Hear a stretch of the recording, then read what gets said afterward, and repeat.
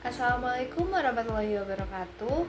Kami dari kelompok 4 mata kuliah Manajemen Lintas Budaya akan memaparkan presentasi yang berjudul Dimensi dan Dilema Budaya. Sebelumnya, saya izin memperkenalkan rekan-rekan saya. Yang pertama ada Arsana Indra Waspada dengan ujung NPM 060. Selanjutnya Naufal Fadil dengan ujung NPM 117. Selanjutnya Rahayu Agustin dengan ujung NPM 128, serta saya sendiri Intan Hairunisa dengan ujung NPM 136. Materi yang pertama yaitu konsep dilema budaya. Budaya dipahami sebagai seperangkat nilai, keyakinan, dan norma yang membentuk perilaku manusia. Ketika orang dari latar belakang berbeda bertemu, mereka membawa kerangka acuan masing-masing yang tidak selalu sejalan. Dilema terjadi ketika seseorang berhadapan dengan dua nilai yang sama-sama benar, tapi saling bertentangan. Budaya terdiri dari nilai, norma, keyakinan, dan tradisi yang membentuk perilaku manusia.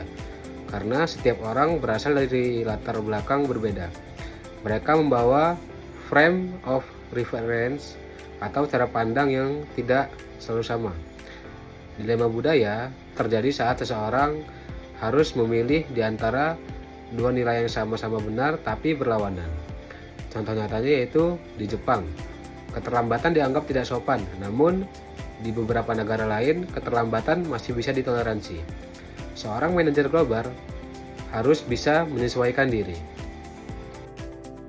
Selanjutnya, dilema motivasi dalam konteks budaya. Motivasi adalah faktor utama dalam perilaku kerja, tetapi sistem motivasi berbeda-beda. Motivasi adalah pendorong utama dalam perilaku kerja, tapi sistem motivasi berbeda di setiap budaya. Misalnya, di negara individualistik, orang lebih termotivasi oleh penghargaan pribadi, bonus prestasi individu. Sedangkan di budaya kolektivistik, motivasi lebih datang dari kebersamaan dan pengakuan kelompok. Dengan memahami perbedaan ini, seorang manajer bisa mengatur strategi motivasi yang sesuai dengan budaya karyawannya. Selanjutnya, teori-teori. Nah, di teori ini terbagi menjadi 3. Yang pertama, teori Maslow. Maslow mengajukan hierarki kebutuhan manusia, yaitu kebutuhan fisiologis, rasa aman, sosial, penghargaan, hingga aktualisasi diri. Dan yang kedua yaitu teori Herzberg. Herzberg membedakan antara faktor higienis, misalnya gaji, kondisi kerja, dan faktor motivator, yaitu pengakuan, tanggung jawab, dan pencapaian. Dan yang ketiga yaitu teori Fromm. Fromm mengajukan teori ekspektasi yang menyatakan bahwa motivasi seseorang tergantung pada keyakinannya bahwa usaha akan menghasilkan kinerja yang baik, dan kinerja tersebut akan mendatangkan imbalan yang diinginkan. Selanjutnya yaitu cultural intelligence. Kecerdasan budaya adalah kemampuan seseorang untuk beradaptasi dalam situasi lintas budaya. Individu dengan ciki tinggi dapat memahami motivasi orang lain, menyesuaikan perilaku, dan tetap menjaga efektivitas hubungan. Hal ini sangat penting bagi manajer global yang bekerja di lingkungan multikultural. Dan orang-orang yang mempunyai ciki tinggi bisa memahami motivasi orang lain, menyesuaikan perilaku agar sesuai dengan norma budaya, dan tetap menjaga hubungan yang efektif walau ada perbedaan. Dan ciki ini terdiri dari beberapa dimensi. Yang pertama yaitu kognitif ciki, yaitu pengetahuan tentang budaya lain. Dan yang kedua, motivasional ciki, keinginan untuk belajar dan berinteraksi dengan budaya berbeda. Dan yang ketiga, behavioral ciki, yaitu kemampuan menyesuaikan perilaku verbal dan nonverbal sesuai budaya. Jadi sangat penting bagi manajer global karena dunia kerja sekarang makin multikultural. Contohnya yaitu perusahaan multinasional, tim virtual internasional. Orientasi nilai budaya menurut Kluckhohn dan Strothbeck. Jadi Kluckhohn dan Strothbeck ini mengemukakan bahwa setiap masyarakat menghadapi masalah yang universal, tetapi jawaban yang mereka pilih itu berbeda. Jawaban inilah yang membentuk adanya orientasi budaya.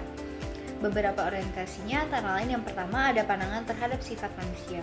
Beberapa budaya percaya bahwa manusia itu terlahir baik, sehingga kontrol sosialnya cenderung lebih longgar. Namun budaya yang lainnya percaya bahwa manusia cenderung lebih jahat, sehingga dibutuhkan aturan yang jauh lebih ketat. Selanjutnya, orientasi mengenai hubungan manusia dengan alam.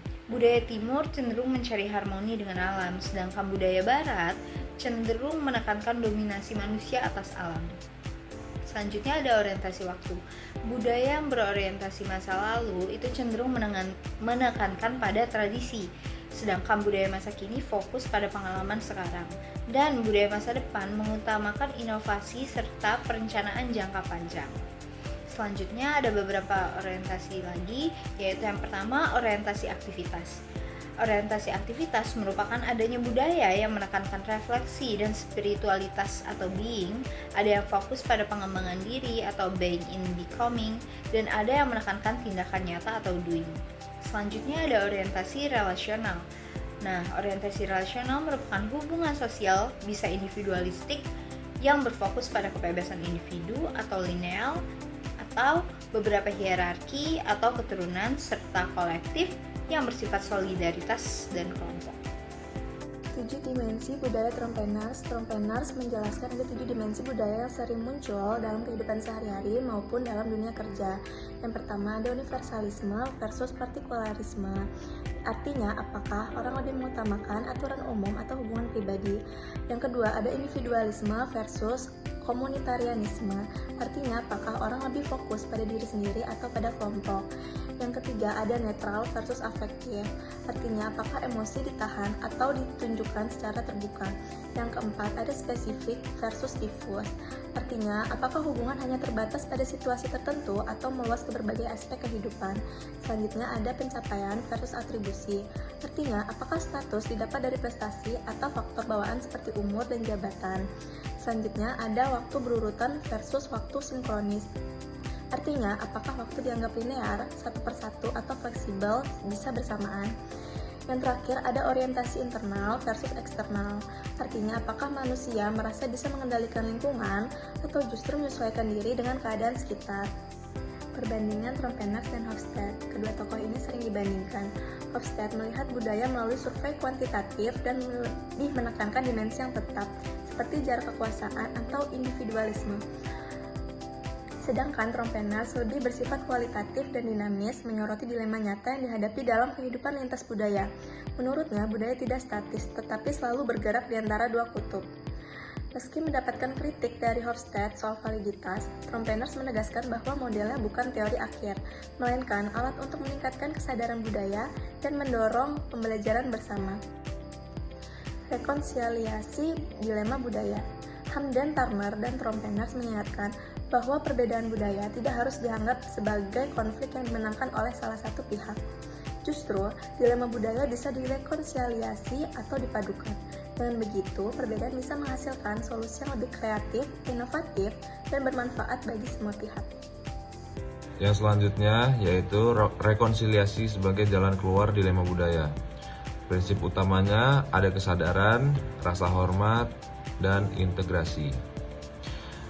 Dan metode rekonsiliasi yang pertama itu ada pemrosesan, mengubah dilema menjadi proses berkelanjutan. Dan yang kedua itu kontekstualisasi, menyesuaikan dilema dengan lingkungan sekitar. Yang ketiga ada pengurutan, menggunakan dua pendekatan secara bergantian sesuai situasi. Dan yang terakhir yaitu sinergi, menciptakan solusi baru yang menggabungkan dua nilai berbeda. Selanjutnya itu ada inovasi dan budaya. Inovasi bukan hanya produk atau layanan baru, tetapi juga mencakup metode kerja, manajemen, dan pola interaksi. Syarat budaya inovatif ialah fokus terhadap keterbukaan, dukungan terhadap ide baru, keberanian mengambil resiko, serta adanya ruang bagi partisipasi dari bawah. Pengaruh lintas budaya. Perbedaan budaya dapat menjadi sumber gagasan baru jika dikelola dengan baik. Justru dari ketegangan antar nilai yang berbeda, inovasi itu bisa lahir. Yang terakhir yaitu kesimpulan. Dilema budaya adalah fenomena yang tak terhindarkan dalam interaksi lintas budaya. Namun, Dilema budaya juga tidak perlu dipandang sebagai hambatan. Justru sebaliknya, dilema budaya adalah sumber pembelajaran, inovasi, dan sinergi.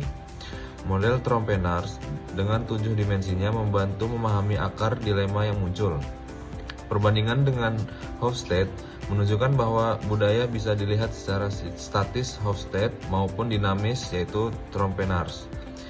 Yang terpenting, pendekatan rekonsiliasi menjadi jalan keluar agar perbedaan budaya tidak menimbulkan konflik, tetapi justru menghasilkan solusi kreatif dan hubungan jangka panjang.